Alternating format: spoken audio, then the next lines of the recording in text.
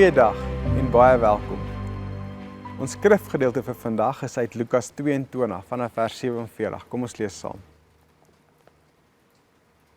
Terwyl Jesus nog praat, kom 'n klomp mense daaraan. Die een wat Judas genoem is, een van die 12, het hulle gelei en nader gekom na Jesus toe om hom te soen. Maar Jesus sê vir hom: Judas, verraai jy die seun van die mens met 'n soen?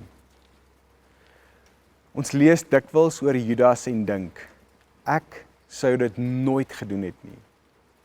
Maar as ons eerlik is, moet ons vra, watter begeertes en vrese het in sy hart geleef en hoe leef dit dalk ook in ons? Geestelike groei begin by 'n bewustheid, om bewus te wees van wat in ons harte aangaan. Ons moet dieper kyk as net ons dade en ontdek watter begeertes en vrese ons dryf. Help ons om keuses te maak, dryf ons om in sekere verhoudinge sekere goed te doen.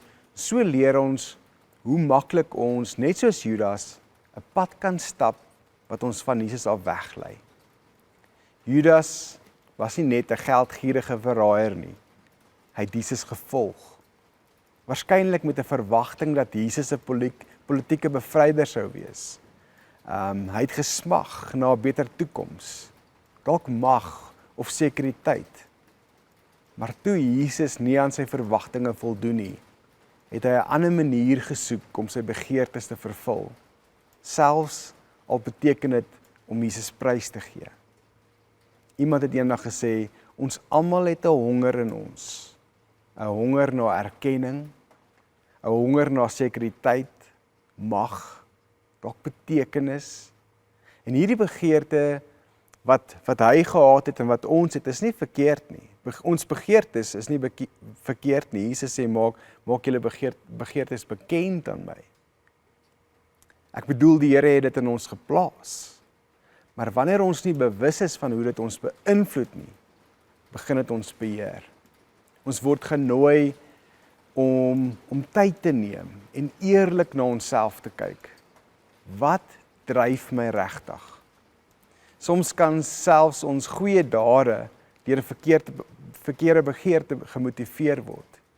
Judas en ander disippels sê by die vrou wat die olie oor Jesus se hoof gegooi, dis waar alles begin het. Daar het Judas homself gewip. Kyk hoe mors hy geld. Ons kan eerder hierdie geld vir die armes gee. En net daarna gaan Judas na die owerpriesters en vra, wat kan julle vir my gee om Jesus te verraai? Judas se begeerte na mag of sekuriteit het waarskynlik saamgegaan met vrees. Vrees dat Jesus nie sou wen nie. Vrees vir sy eie posisie in 'n sekere toekoms. Hy sien dit draai nie uit soos hy gedink het dit gaan of moet wees nie en maak sy eie planne. Vat die situasie in sy eie hande. Miskien net hierdie bewustheid dat ons soms, sonder om dit te bedoel, dinge in ons eie hande neem, ten koste van verhouding. Onbewuslik ten koste van ons verhouding met die Here. Ons doen skade sonder dat ons dit bedoel. Ons draai weg sonder dat ons dit bedoel. Ons eie besluite vat ons na 'n plek toe van eie belang en dit vat ons na weer 'n plek toe van gevolge wat ons nie voorreg is nie. Die vraag is, watter begeertes leef in ons harte? En ek is bewus daarvan en wat die impak van dit is in my lewe, maar leef ek met hierdie bewustheid? Leef ek met die bewustheid wat hierdie impak is en hoe dit kan my, die Here en die mense om my kan impakteer? Of watter vrese dryf my om dinge in my eie hande te vat? En ek dink, vrees is een van die kragtigste wapens wat die vyand gebruik. As ons nie bewus is van ons vrese nie, begin dit ons besluite rig sonder dat ons dit eers besef. Ons word genooi om stil te word en ons vrese eerlik voor God te bring.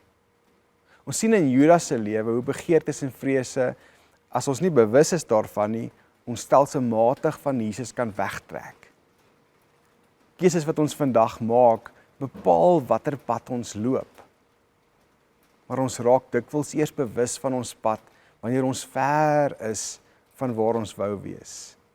Mense wat verdwaal, kom eers agter hulle het verdwaal, lank nadat hulle verdwaal het. Dit is hoekom ons so sterk klem lê op bewustheid, deur vroeg al te sien, hoe ons begeertes en vrese werk, en hoe ons kan voorkom dat dit ons oorheers. Judas het homself in 'n situasie bevind waar hy nie 'n pad terug gesien het nie. Maar hy het waarskynlik nie begin met die doel om Jesus te verraai nie. Alles het begin met die beste intensies. Dalk vir hom. Maar wat kan ek vir myself bymekaar maak? En dit gaan regtig nie iemand so seer maak nie. Dit het begin met 'n klein kompromie. Net 'n gedagte. 'n Onuitgesproke teleurstelling dalk. 'n Vrees wat nie na Jesus toe gebring is nie. Dis hoekom dit so belangrik is om ons eie harte te ondersoek, sodat ons nie eendag wakker skrik en besef, ons het Jesus verraai nie. Miskien 'n eenvoudige gebed, wat ons proaktief kan help met hierdie onbeheerde begeertes en vrese. Gebed wat ek by iemand geleer het 'n paar jaar terug. 'n eenvoudige gebed wat sê, Here, wys vir my wat in my hart aangaan. Iemand het eendag gesê, sit 'n vergrootglas op jou hart. Here, wys vir my wat in my hart aangaan. Help my om eerlik my begeertes en vrese te sien en bring dit in die lig. En dit maak ons bang. Ons stel onsself bloot dat dit kan uitkom. Maar dit kan ook ons redding wees. Mag ons leer uit Judas se hart, sodat ons nie dieselfde pad loop nie. Kom ons bid saam. Hemelse Vader, rig ons begeertes en lei ons met U wil. Here, help ons ook om in ons tekortkominge, in ons vrese en ons teleurstellings en ons eie belange na U toe te draai, sodat U ons kan vat na plekke van U wil, van U droom en van U plan. In Jesus naam. Amen.